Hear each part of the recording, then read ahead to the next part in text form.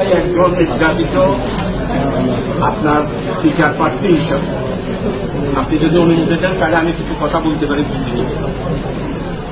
মাননীয় হুজুর আদালত, আপনার এই চেয়ার অত্যন্ত পবিত্র চেয়ার। আল্লাহ তাআলার আরশে আজিমের পরেই আপনাদের এই চেয়ারের মর্যাদা। আমরা মুসলমান হিসাবে খানায়ে কাবাতে প্রতিদিন আল্লাহ তাআলা লক্ষ লক্ষ রহমত নাজিল করেন। এরপরেই যে রহমত নাজিল করেন সেই চেয়ারটা হলো আপনাদের এই চেয়ার। আপনি যতক্ষণ ন্যায় বিচার করবেন, ন্যায় বিচার প্রার্থীদের কথা শুনে ন্যায় বিচার করবেন, ততক্ষণ আল্লাহর রহমত লক্ষ রহমত আপনার চেয়ারের উপর নাজিল হবে। এই পবিত্র চেয়ারে আপনি বসেছেন। আমি একজন নির্যাতিত কারাবন্দী মানুষ। আজকে 29 মাস কারাগারে। 2021 সালের রমজান মাসে ঈদের দিন বিনা ওয়ারেন্টে আমাকে গ্রেপ্তার করা হয়।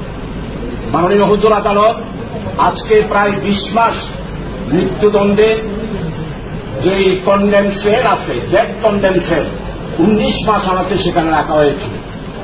আমাকে আমার বাড়ি হচ্ছে সাতকানিয়া, মামলা দেওয়া হল হাটহাজারির। এই মামলাতে আমাকে 8 দিন রিমান্ডে নিয়েছে। এরপরে সিআইডি আমাকে 2 দিন রিমান্ডে দিয়েছে, 8 দিন আমাকে রিমান্ড করেছে। এই সব কিছু করেই আইনি প্রক্রিয়ার পর আমাকে 20 মাসের মধ্যেই আমাকে মহামান্য হাইকোর্ট এবং মহামান্য অ্যাপিলেট ডিভিশনের ফুল বেঞ্চ আমাকে প্রত্যেকটা মামলায় আমাকে জামিন দিয়েছে। জামিন পাওয়ার পরে আমি জেল গেটে আসি, আবার আমাকে পুনরায় মামলা দিয়ে আবার জেলে ঢুকানো হয়।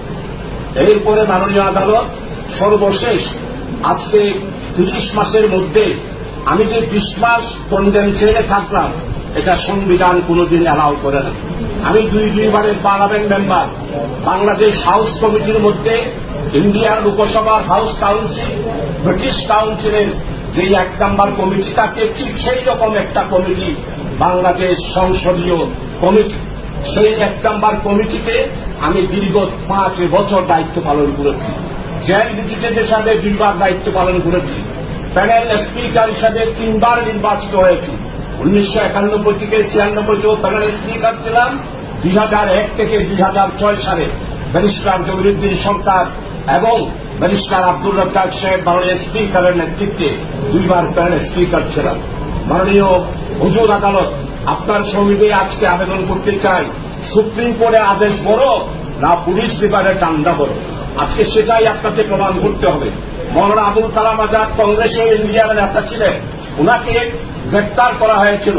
জেলখানা থেকে পুনরায় গ্রেপ্তার করার পর যখন কারাগারে দেওয়া হল, তখন মহামান্য দিল্লির সুপ্রিম কোর্ট 1 ঘণ্টার ভিতর মাননীয় মৌলানা আবুল কালাম আজাদ কংগ্রেসের সেক্রেটারি ব্রিটিশের সেই শাসন আমলে তাকে আর গ্রেপ্তার করতে দেয় নাই। সেই নজির রয়েছে। আফ্রিকাতেও এইরকম অনেক কৌরের নজির আমাদের মাননীয় আইন বিভাগের সভাপতি, আইনজীবীর সভাপতি শেখ আপনার কাছে উল্লেখ করেছেন। অনেক নজির রয়েছে।